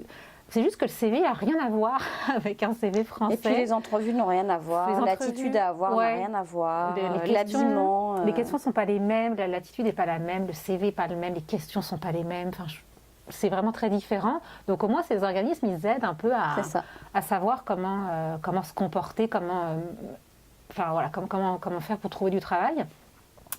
Et moi j'ai trouvé finalement au bout de 2 mois. J'ai été engagée dans un de ces organismes justement, j'étais participante, puis ils m'ont engagée comme conseillère en emploi. Au début, moi je m'étais dit, je voulais juste travailler, peu importe, je pouvais vendre des vêtements chez Gap, je m'en foutais. Je voulais juste tu voulais trouver un avoir emploi. Une expérience québécoise. Puis commencer à travailler, parce qu'à un moment donné, faut aussi continuer à vivre et tout. Donc je m'étais dit, premier emploi que je trouve, je le prends, puis au moins ça va me permettre de voir pour après. Donc j'ai fait ça. Au début, j'avais appliqué pour y chercher une secrétaire réceptionniste dans l'organisme. Je m'étais dit, Why not? Ouais, j'avais fait ça, je pense, quand j'étais étudiante, j'avais été à la réception. Je me dis, je vais le faire. Puis c'est ça, encore une fois, le CV a tellement rien à voir avec les CV qu'on a l'habitude de faire qu'on est capable de trouver un poste finalement de secrétaire réceptionniste. Ils ne m'ont pas pris. J'ai passé les tests, mais je n'ai pas été reçue comme secrétaire réceptionniste. Puis c'est là qu'ils m'ont proposé d'être conseillère en emploi parce que j'avais de l'expérience en animation, j'avais de l'expérience en prise en charge de personnes. Et donc j'ai fait ça finalement pendant... j'ai travaillé dans différents organismes. D'accord. À Montréal, à Laval. J'ai fait ça jusqu'à l'année passée. D'accord. Donc, ouais. Oui, j'ai fait ça. Et puis, qu'est-ce qui s'est passé? J'ai eu ma fille qui est née en 2014. Puis ici, le congé maternité, c'est 1 an. Donc, en 1 an, on a le temps de réfléchir. C'est ça. Et je m'étais dit, je vais continuer. Enfin, moi, j'aimais bien ce que je faisais. Je rencontrais des gens. Enfin, j'étais dans l'animation de groupe et tout, ce que j'aimais beaucoup faire. Mais à la base, j'avais fait des études de droit. D'accord. Donc, j'ai repris mes études ici, en fait. Ah, génial. Ouais, donc je me suis réinscrite à l'université, cours du soir, ça c'est génial aussi parce qu'on peut continuer à travailler puis aller à l'université le soir. Ça me demande beaucoup, c'est des gros horaires, mais en même temps c'est fait pour ça. C'était des cours de 19 à 22.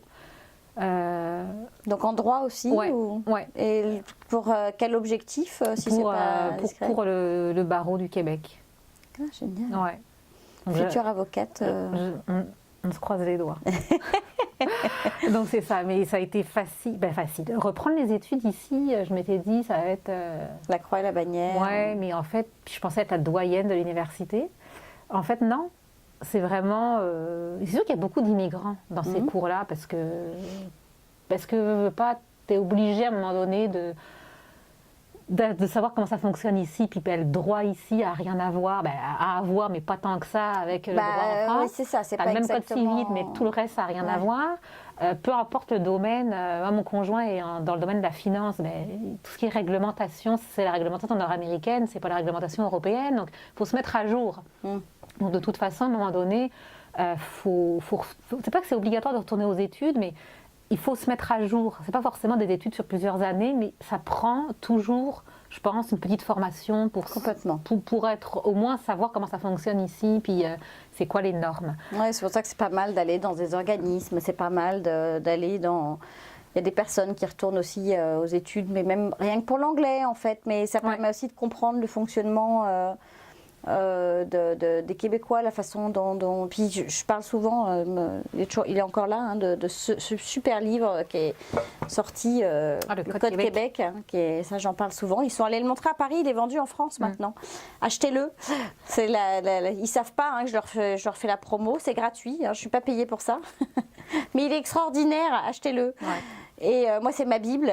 Et c'est vrai que c'est... je pense qu'il faut comprendre un peu le fonctionnement des gens ici, les mentalités, comment ça se passe. Et je suis d'accord avec toi, le fait de retourner aux études, ça peut aussi parfois aider ou d'aller dans des organismes. Ça permet aussi de rencontrer des gens. Encore une fois, on est arrivé, on connaissait personne. Moi, je me suis fait des amis à l'université. Alors, au début, j'ai pris des cours d'anglais à McGill. J'ai mes amis de McGill. Après, j'ai pris des cours à l'UDM en droit. J'ai mes amis de l'université. Après, j'ai fait mes cours à l'école du barreau. J'ai mes amis de l'école du barreau. C'est génial. Puis, on rencontre des gens comme ça. C'est sûr, c'est des gens qui ont 15 ans de moins que moi. Oui, nous aussi. On a des amis, c'est ça. Mais pas tous. J'ai aussi rencontré des immigrants comme moi qui venaient juste pour se remettre à jour. Et puis, puis on rencontre des gens qui viennent de milieux différents, de pays différents, de cultures différentes. Ça, c'est vraiment super. Et puis, c'est un sport national ici. Ça, c'est sûr. Moi, on m'avait dit, en arrivant, tu vas voir, il y a 3 trucs hyper importants au Québec. C'est le hockey, le déneigement et le retour aux études. Et c'est vrai que les universités ne sont pas faites... tous les programmes sont faits pour tout le monde. Puis, c'est pas... l'université pour adultes, c'est vraiment... Il y a des millions de programmes qui existent. On peut faire des bacs avec des cumuls de crédits. Enfin, le fonctionnement est vraiment différent. Puis tout le monde peut retourner aux études. Puis on ne va pas être comme... je vais être le plus vieux de la classe. Et puis on va me regarder bizarrement. C'est sûr. Non, en fait, on s'en fiche pas mal. Non, mais c'est sûr. Dans la promotion de mon mari, la doyenne a 60 ans. Hein. Ah ouais, c'est ça, moi j'ai vu... il fait partie des genoux, non, j'exagère un peu, mais... Non, mais c'est ça, il y en a vraiment pour tout le monde, puis même si on n'a pas forcément envie de... on peut retourner aux études aussi pour faire quelque chose de radicalement différent. Oui, mais complètement. Si on a envie de changer de carrière, on se dit, ok, j'émigre, et puis c'est l'occasion de faire autre chose, c'est complètement possible. Il n'y a pas de limite d'âge, il n'y a pas de date de péremption là, pour les études. C'est ça. Donc, c'est vrai que moi, mon mari voulait être architecte en France et c'était compliqué, c'était bouché, c'était trop tard, c'était... Bon, voilà, ici, il a tout repris et... Après, il fera autre chose, mais pas architecte exactement, mais c'est possible. Il y a des professions, c'est plus compliqué aussi parce qu'il y a les ordres professionnels ici. Complètement. Donc ça, on est obligé de retourner aux études dès qu'il y a un ordre professionnel. Mais après, il y a plein de petites débouchés. Il y a des choses qu'on n'avait pas nécessairement envisagées. Non, mais c'est ça, le design d'intérieur. Un designer d'intérieur, par exemple, qui est les études qu'il fait. Alors, il ne sera pas architecte, il ne dépendra pas de l'ordre des architectes. Par contre, il y a aussi un ordre pour les designers d'intérieur. Et malgré tout, c'est des personnes qui peuvent toucher à des bâtiments allant jusqu'à, je ne sais plus, 2800, enfin, aux environs de 300 mètres carrés à rénover, seul, sans avoir forcément besoin d'un architecte derrière qui gère les plans. Donc, je veux dire, ça reste quand même des métiers qui sont, et je veux des dire, métiers connexes, dans le fond, qui permettent de rester dans le domaine en faisant autre chose, sans avoir nécessairement l'obligation de retourner complètement aux études. Pour être membre de l'ordre. Ouais, mais c'est sûr. Et c'est vrai qu'il y a plein de métiers. Enfin, moi, je me rappellerai toujours une personne comme ça que j'avais rencontrée, qui avait fait un DEC en tourisme. Donc, elle avait fait 3 ans de tourisme. Enfin bon, elle était tellement fière de ses études, tellement fière de ce qu'elle avait fait. Elle avait monté son entreprise, elle était entrepreneur.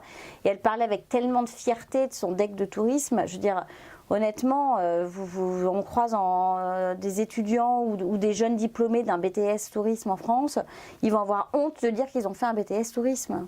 Alors qu'ici, on est super fiers des études qu'on a faites, des réalisations. Donc, je pense qu'il y a et l'état d'esprit des professeurs, des instituteurs. Ça, c'était malade. Enfin, l'université a... Enfin, le rapport élève-enseignant, c'est rien à voir. La manière d'enseigner, les examens, ça n'a rien à voir non plus. Qu'est-ce que tu as trouvé Juste les examens. Alors après, c'est peut-être spécifique peut-être aux études de droit. C'est ce que je connais. Peut-être que dans d'autres secteurs, c'est différent. Mais moi, je me souviens d'avoir en cours, on écrivait des copies doubles, d'en avoir noirci un certain nombre pour ensuite les apprendre par cœur. Ici, c'est à livre ouvert. Donc, on arrive avec, on peut venir avec on a nos cours, annotations, les codes à noter. Tout. Tant que c'est pas un appareil électronique, on peut venir avec tout ce qu'on veut. C'est ça. Je confirme, mon mari m'a dit exactement la même chose. C'est pas forcément plus facile parce qu'on se dit cool, je peux y aller, j'ai tout. Il faut quand même travailler. Faut travailler parce que les questions sont très pointues, puis c'est pas. Si je sais mais pas c'est où facile. chercher. T'as un livre de cette taille-là ou de cette taille-là et tu sais pas, tu l'as pas lu. Non, puis on te pose des questions, tu sais pas où c'est pas pendant l'examen que tu vas aller ouvrir ton livre. Donc oui, bien sûr, il faut que tu les prépares avant. Mais tu as livre ouvert. C'est ça. C'est beaucoup, ça marche beaucoup par comment on dit, par QCM. Il y a beaucoup de questionnaires, alors avec des questions aussi vraiment très ciblées et qui demandent une réflexion. Il ne s'agit pas juste de noircir la bonne case. Donc les examens ne sont pas les mêmes. Et puis les rapports élèves-enseignants aussi. On le sait, mais ici les gens tutoient beaucoup. Et moi je me souviens que... c'est sûr, après, c'est sûr, en France on ne tutoie pas son prof. Mais ici, ce qui m'a marqué, c'est... Même si le prof a une sommité ou à 60 ans, 65 ans, on va le tutoyer, puis ça ne va pas le déranger. Il n'y a pas de... Et puis ils sont accessibles. Ouais, puis c'est très cool, c'est très... c'est pas des cours magistraux. C'est vraiment, les profs se déplacent. Pourtant, on est en droit, on est d'accord, on parle d'école de barreau, droit... Mais il y en a qui sont avec leur casque, leur micro. Bon, alors après, ça a changé aussi. Quand je faisais mes études en France, quand même, il y a un certain temps maintenant, je pense que l'université a peut-être aussi évolué. Je parle de ce que j'ai connu moi. De ce que tu as vécu. Mais oui, ça n'a rien à voir, c'est beaucoup plus cool. Et ça enlève pas le fait que ce soit le prof. Ouais, et puis ça enlève rien au diplôme. Là, ça enlève aucune valeur. Non, le Canada est très bien placé au niveau classement mondial quand même par rapport aux études. Donc puis, Montréal, il y a quand même 4 universités. C'est petit, si on compare à la France. C'est vraiment minuscule en termes de population. Non, mais c'est sûr. Reste qu'il y a juste à Montréal, il y a 4 très très bonnes universités. C'est ça, Donc, qui sont reconnues mondialement, que ce soit francophone ou anglophone, donc ça c'est sûr. ouais. Et alors pour ton mari, comment ça s'est passé lui, son retour à l'emploi? Est-ce que Lui, ça a été est-ce qu'il a quitté quelque chose qu'il n'a pas retrouvé ici? Il a dû se réinventer, tout recommencer? Non, Comment... il est resté dans le même domaine. D'accord. Simplement, ce que je disais tantôt, il a fallu reprendre des cours, repasser des examens pour avoir des certifications, pour avoir des certifications de connaissances de réglementation nord-américaine. Donc ça, il a dû les repasser. D'accord. Lui, il a trouvé un emploi.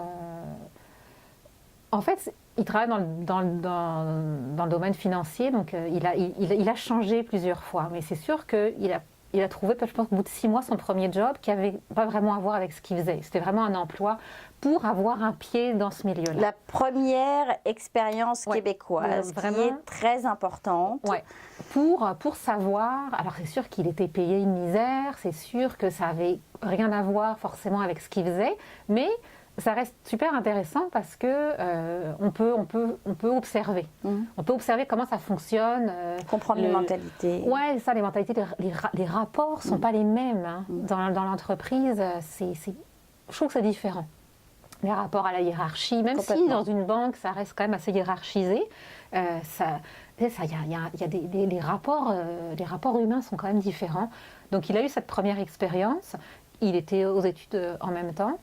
Et puis, finalement, on rencontre des gens. Ce qu'il faut, c'est ça, la première expérience, elle est super importante parce qu'il faut observer, mais il faut aussi rencontrer des gens, puis il faut parler. Puis c'est comme ça qu'on se fait le réseau. Le réseau, c'est quand même super important. Le réseautage, c'est très, très, très important.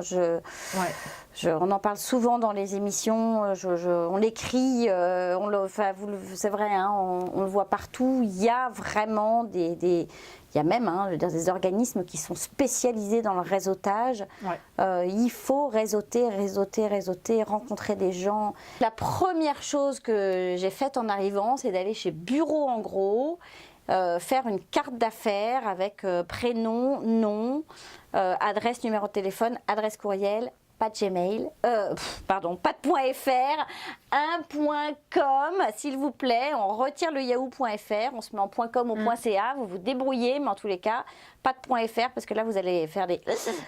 Enfin, vraiment, ça va choquer.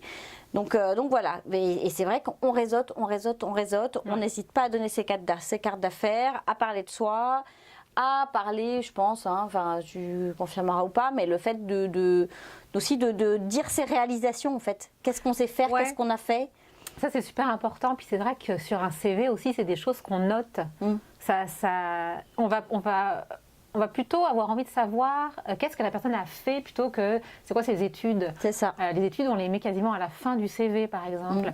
Donc c'est super important de poser des questions. Puis donc c'est ça, lui, quand il est arrivé, il a pris ce job-là en se disant, finalement, oui, j'ai de l'expérience dans ce domaine-là en France, maintenant ici, comment ça fonctionne. Donc il est allé, et voilà, après il a changé, puis maintenant il a fini ses certifications. Puis il a pu passer ses certifications, excuse-moi, en même temps qu'il travaillait, en fait, on lui a octroyé la possibilité de les passer. Les employeurs, à partir du moment, je ne veux pas généraliser parce que c'est pas une vérité vraie, mais certains employeurs, en tous les cas. Puis assez souvent, quand c'est des études qui sont en lien avec le poste, ils vont rembourser les études. Sous réserve de l'obtention du diplôme. Là. Non, mais c'est vrai, ils font ça. J'ai discuté avec une petite jeune chez Starbucks. Alors Starbucks, c'est vraiment le petit boulot, job étudiant, la jobine comme on dit. Ouais. Voilà. Moi, j'ai appris ce mot il n'y a pas longtemps, alors je le sortais, mais tu confirmes. Ouais. La jobine. Et en fait, elle m'expliquait que Starbucks paye les études des étudiants qui travaillent chez eux, alors certainement sous couvert d'avoir des bons résultats ou d'obtenir le diplôme, mais en tous les cas, ils participent aux études des jeunes je trouve ça extraordinaire de me dire que, je veux dire, alors on peut dire ce qu'on veut sur Starbucks, qui tue des gorilles, machin, des bidules, ce qu'on veut, hein, comme Nutella ou j'en sais rien, c'est peut-être pas... mais il n'empêche que c'est quand même une enseigne mondiale, ils pourraient en avoir rien à faire parce que, je veux dire, du pognon, ils en amassent. Et ben non, ils s'occupent quand même de leurs jeunes étudiants pour qu'ils viennent bosser chez eux, qu'ils aient la possibilité et à la fois d'étudier et de travailler. C'est vrai que ce qu'on voit dans ce genre d'endroit, souvent que des étudiants. Je trouve ça génial. Franchement, je me dis, mais... Mais même à d'autres niveaux, c'est ça, même des entreprises avec justement pas des emplois d'étudiants, mais des vrais salariés, des vraies salariés. valeurs ajoutées, des talents, comme on dit. Ouais, puis même, c'est ça, la formation, c'est quand même... c'est très important pour un employeur aussi que ça assoit employés, l'accréditation de la personne, c'est que ça. ses employés fassent des formations, qu'ils se perfectionnent, qu'ils se mettent à jour. Donc c'est aussi des formations qui vont être souvent remboursées. Offertes, c'est ça. Ouais. C'est vrai que j'ai beaucoup entendu parler de tout ce qui est formation continue, justement pour que la personne continue toujours se former en fait et d'évoluer au sein de l'entreprise. Et c'est quelque chose qui est vraiment très appuyé par l'employeur et... Bon, c'est bien que tu... Alors après, il y a des formations qu'il s'est payé parce que voilà, mais là, il est retourné encore aux études là récemment pour passer un diplôme américain. Et là, c'est ça, c'est sur sous tout en travaillant, on est d'accord. Hein. Ouais. Mais ça, c'est sûr, ça demande beaucoup d'investissement. Mais encore une fois, c'est pas que tout le monde le fait, mais ça a rien d'extraordinaire. Dans le sens, oui, ça demande du temps, de l'investissement, il faut s'occuper des enfants à côté, il faut travailler en même temps. Mais beaucoup le font. Oui, c'est ça, il y en a beaucoup qui le font, donc ça ne paraît pas si exceptionnel que ça, je veux dire. Non, puis rappelons-le, on travaille donc 8 heures par jour, 40 heures semaine, et on a entre 1 et 2 semaines de vacances par an. Oui, alors ça... Parfois, ça se négocie, mais... Vas-y. Alors en fait, c'est ça, il y a les normes du travail qui offrent le minimum. Donc l'employeur ne peut pas aller en deçà de ce qui est écrit dans les normes du travail. C'est sûr que si on compare avec la France, c'est le jour et la nuit. On arrive, premier emploi, c'est 2 semaines de vacances après 1 an d'ancienneté. Les journées maladie, il n'y en a comme pas. Ou s'il y en a, c'est vraiment à la discrétion de l'employeur, puis on n'est pas forcément payé. Moi, je me souviens, quand j'étais enceinte, les rendez-vous médicaux, j'y allais forcément sur mes heures de travail, parce que c'est les heures de travail du médecin aussi, je n'étais pas payée. C'est ça. Ouais. Donc oui, c'est ça, il y a moins de vacances, mais en même temps...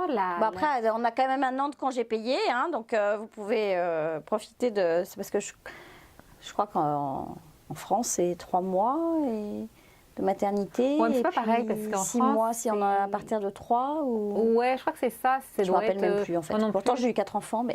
Je ne me souviens plus, mais je pense que c'est comme quelque chose comme 6 semaines avant, puis, c'est ça, puis 10 semaines après, une histoire comme ça. Là, mais vous êtes payé à 100%.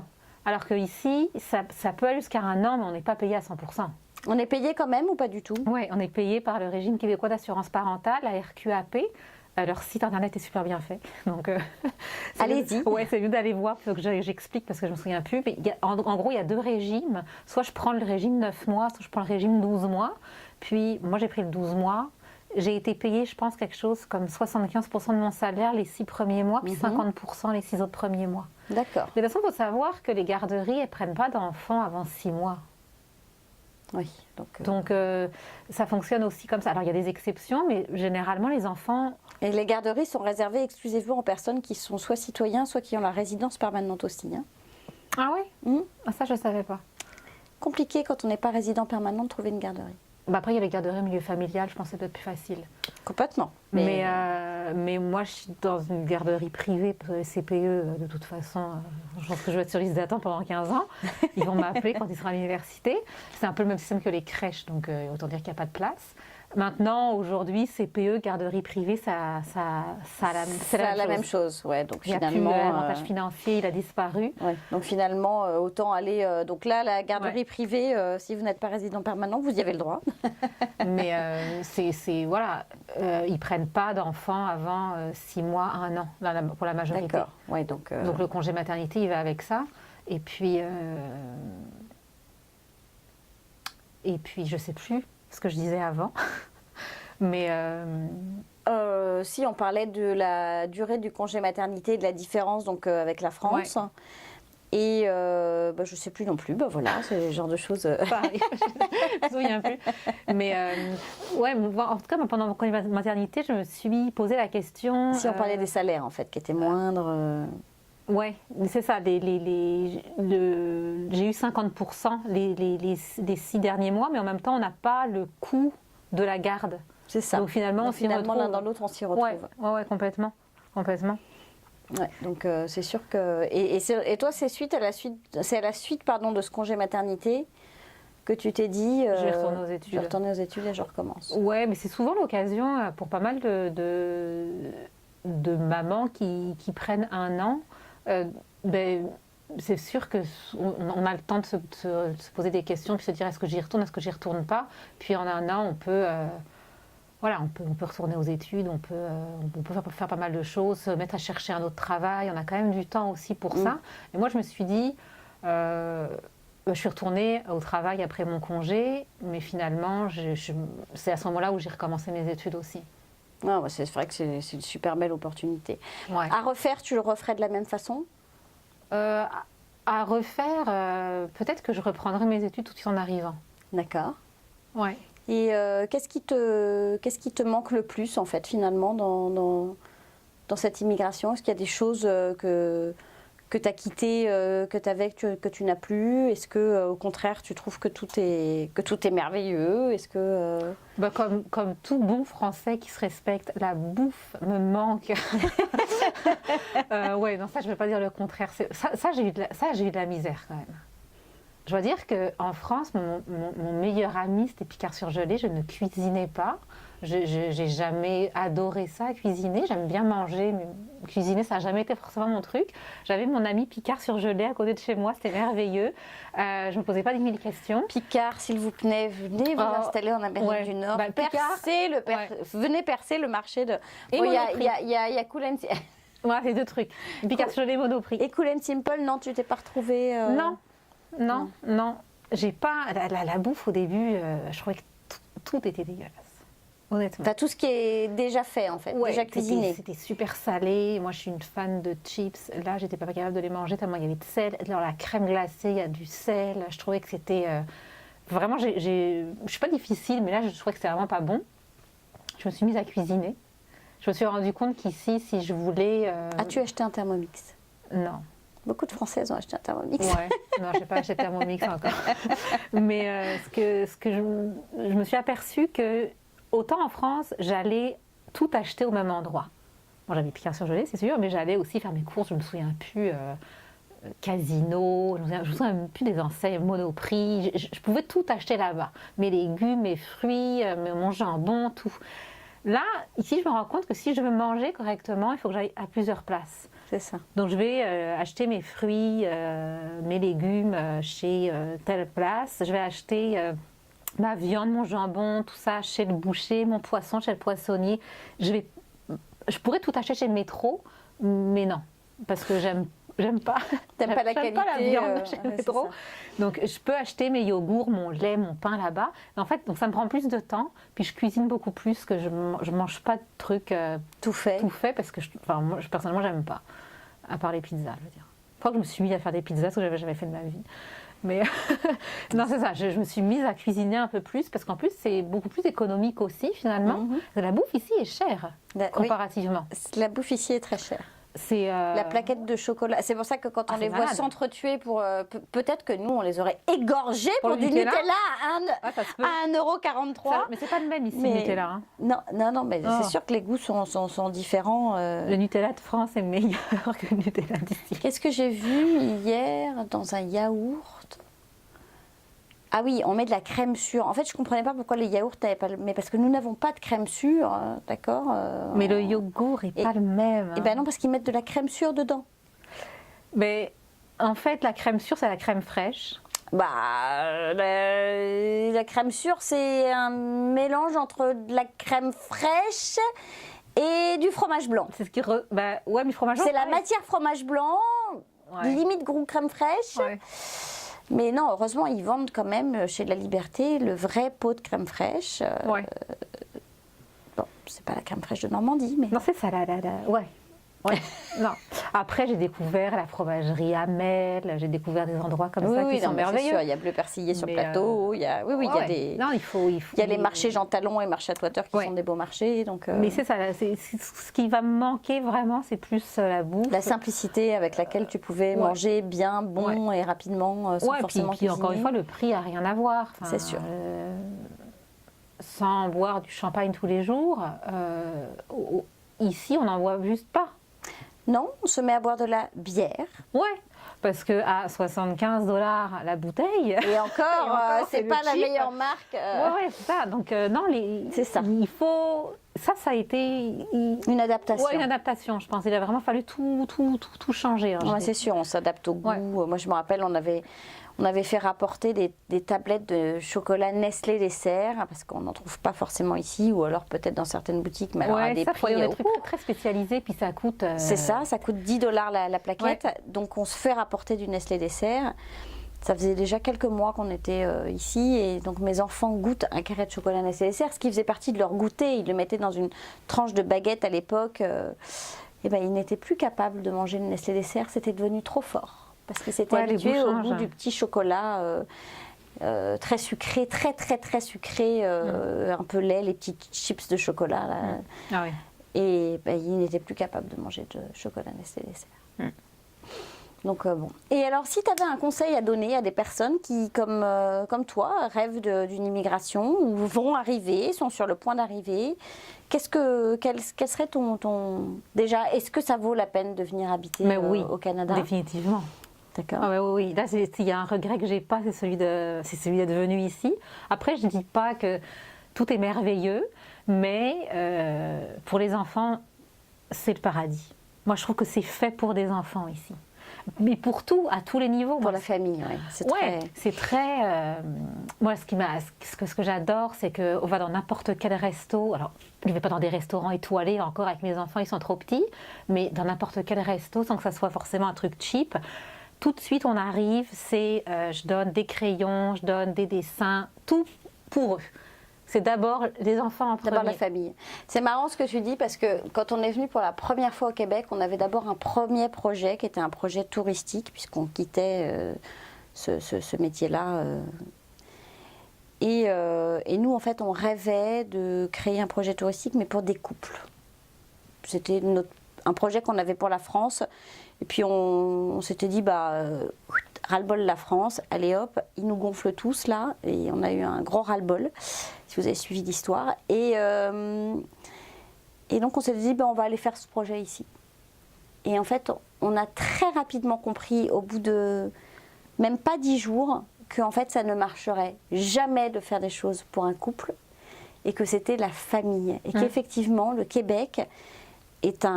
c'est vraiment, c'est pas seulement Montréal, c'est vraiment le Québec, on le ressent partout. C'est fait pour des gens c'est vraiment fait pour la famille, les enfants, c'est ce que tu dis, et on le sent très fort. Nous, on n'a pas fait une étude de marché poussée, hein. On a observé, on a écouté, on a discuté, et on a très vite compris que c'était la famille. Et que si on partait dans un projet touristique, peut-être qu'on le mettra un jour en place, c'était vraiment quelque chose qui était dédié à la famille. Et c'est très fort, et c'est marrant que tu le... Puis moi, ce que j'ai adoré, puisque j'adore toujours, c'est dans n'importe quel endroit où on va. Je me souviens, que j'étais en congé maternité au centre Eaton, parfois avec ma fille. Il y a toujours... puis ça reste hyper propre, c'est pas dégradé, tout est encore vraiment nickel. Il y a la petite salle où on peut... donner le biberon, changer, au calme, la petite musique qui va bien, la déco, tout est accessible à tout le monde.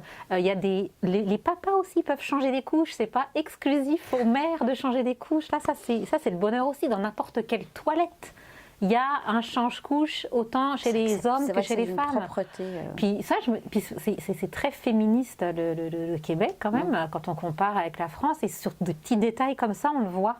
C'est-à-dire que le congé... Ah, il y a la... Alors ça, je suis jamais allée dans les toilettes des hommes. Il y a la planche à changer. Mais oui, le père, ça n'est pas réservé à la mère de changer les couches ou de donner le biberon.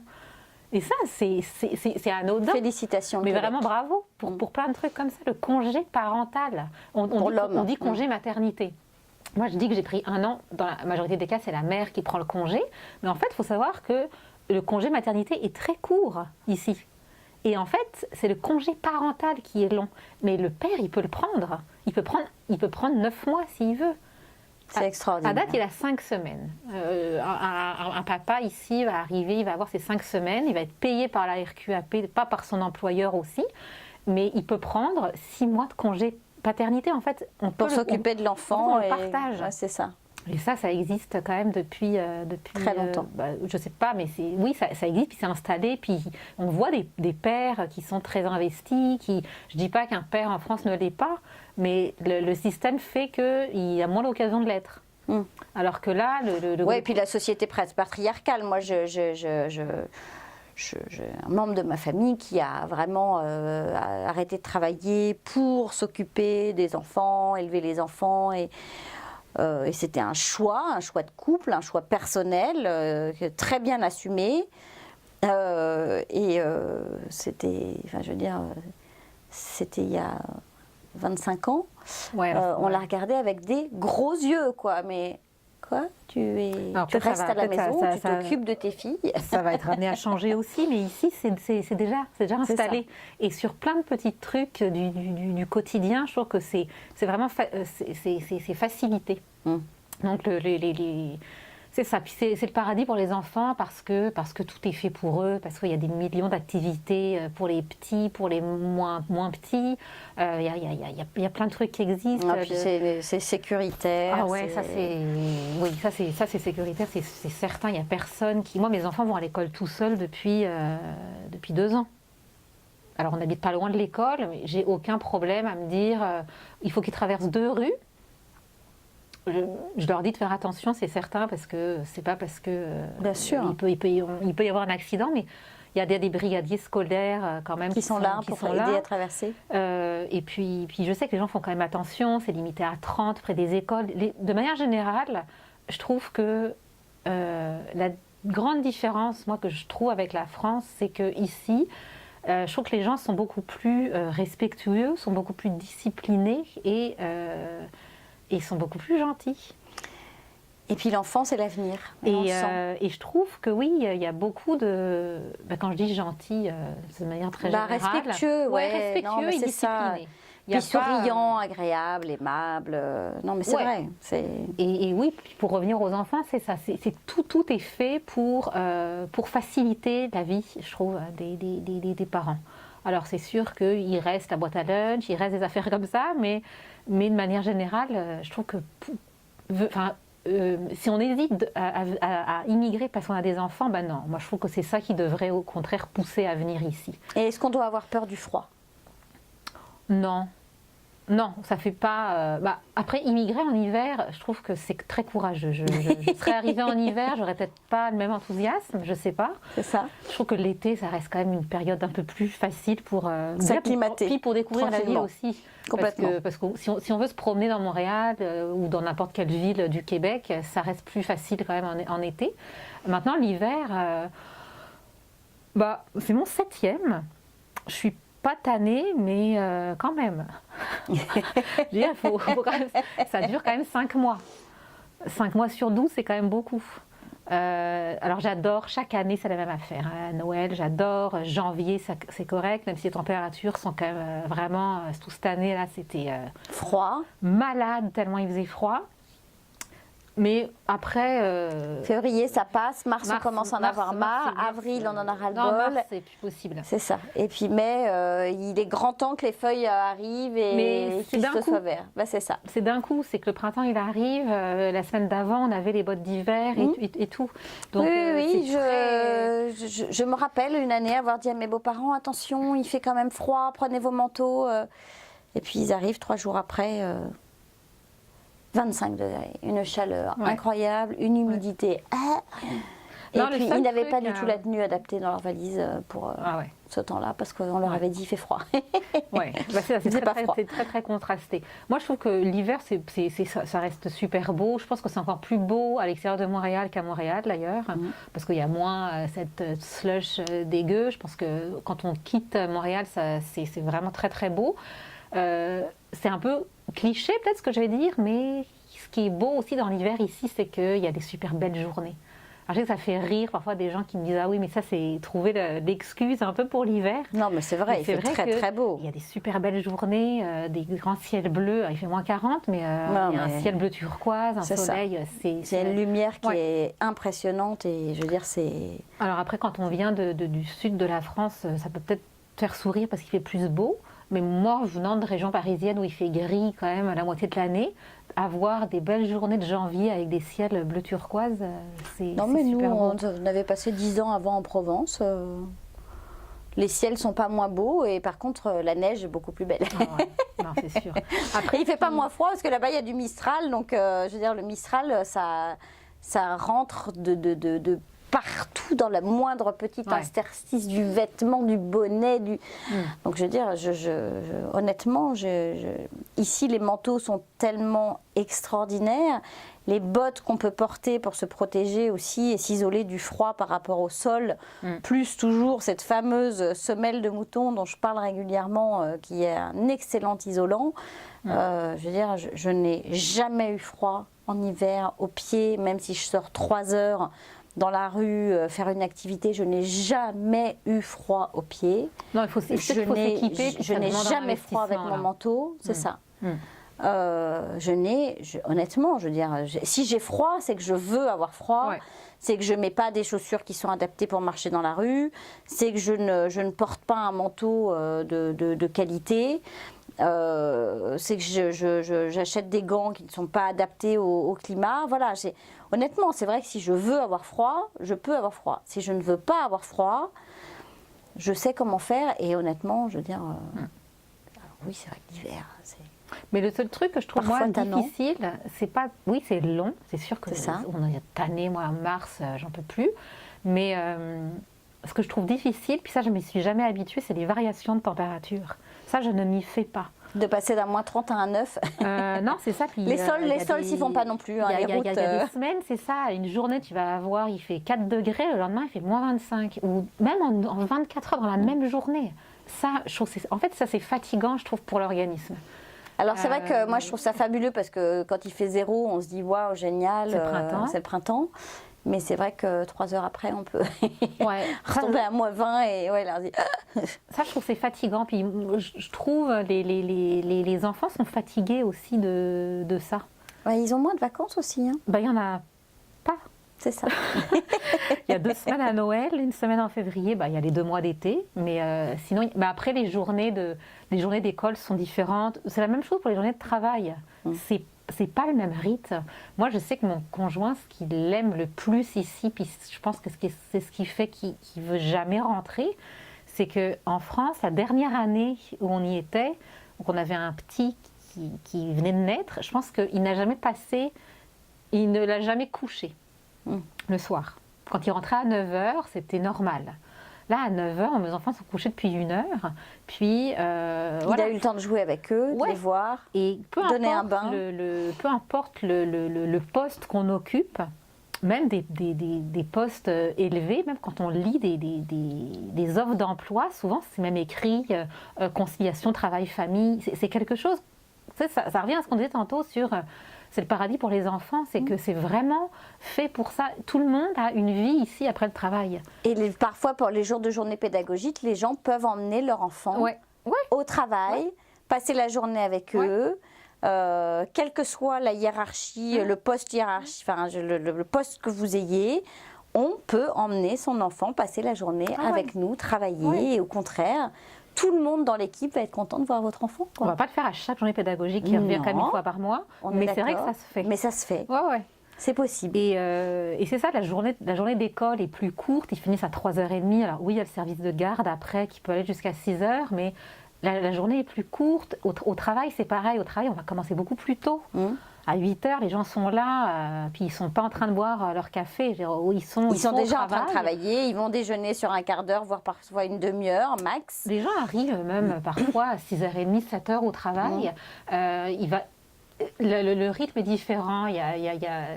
Tous les adultes prennent leur collation aussi. Les repas sont pas pareils. Moi, j'avais jamais, quand je travaillais en France, je prenais mon petit déjeuner. Je prenais pas de collation le matin. J'attendais mon heure pour prendre mon lunch. Puis je dînais le soir. Là, il y a le déjeuner, la collation, le lunch qui dure, comme tu dis, 15 minutes. Une autre collation, puis le souper. C'est vraiment très haché, là. Et pour les enfants, c'est la même chose. C'est beaucoup de petits repas. Et au travail, c'est ça. Le lunch, ça dure beaucoup moins longtemps. On finit beaucoup plus tôt. Ben, c'est ça. Mon conjoint, à 5h, il a terminé. 4h30, 5h, il a fini. Et on soupe plus tôt aussi. La journée est décalée. Donc, c'est aussi fait vraiment pour avoir une vie comme après son travail. Si j'ai pas d'enfants, je vais aller au gym, je vais faire du sport. Même si j'ai des enfants aussi, je peux le faire. Hein. Ça n'empêche pas. Mais ce que je veux dire, c'est qu'on peut, on peut avoir une deuxième journée après. C'est ça, on peut vivre. Et ça, c'est super agréable. On n'est pas là que pour travailler. Mais non, c'est ça. Et puis, encore une fois, peu importe le niveau dans la hiérarchie. Je veux dire, tout le monde... Et puis, je dirais... Et puis, peu importe les métiers. Alors, il y a des métiers plus durs que d'autres, mais... Oui, puis il y a des moments où, voilà, il faut savoir rester au travail plus tard au besoin. Mais de manière générale, quelqu'un qui va rester au travail après 6 heures... Il est mal vu, hein. Oui. Et c'est ça, mon conjoint me disait que lui, dans son travail, le badge qui permet de passer les portiques pour rentrer dans le building, à 6 heures, c'est désactivé. Donc là, il faut demander à quelqu'un qui est là de la sécurité d'ouvrir. Parce que l'immeuble est vide, tout le monde a quitté. Ouais, c'est ça, il ne faut pas être là et il faut être chez soi. Ouais, c'est ça. On a autre chose de mieux à faire. Exactement. Puis on ne comprendrait pas parce que la journée de travail est très condensée. Comme on disait tantôt, on ne prend pas 2 heures pour luncher, c'est beaucoup plus court. Puis quand on est au travail, on est au travail. Il n'y a pas de pause café, il n'y a pas de... Moi, je me souviens que le premier emploi que j'ai occupé, ce qui m'avait marqué, c'est que j'arrivais le matin, donc voilà, les gens sont très sympathiques, on boit un café ensemble assez rapidement, puis ensuite ils vous disent bon, bah, bonne journée. Puis en fait, chacun part travailler dans son bureau, et puis les portes fermées, et puis alors ça ne veut pas dire qu'on communique pas, puis qu'on ne va pas échanger si on a des choses à se demander, mais les gens quand ils sont au travail, ils sont au travail. C'est ça, on est là juste pour travailler. Ouais.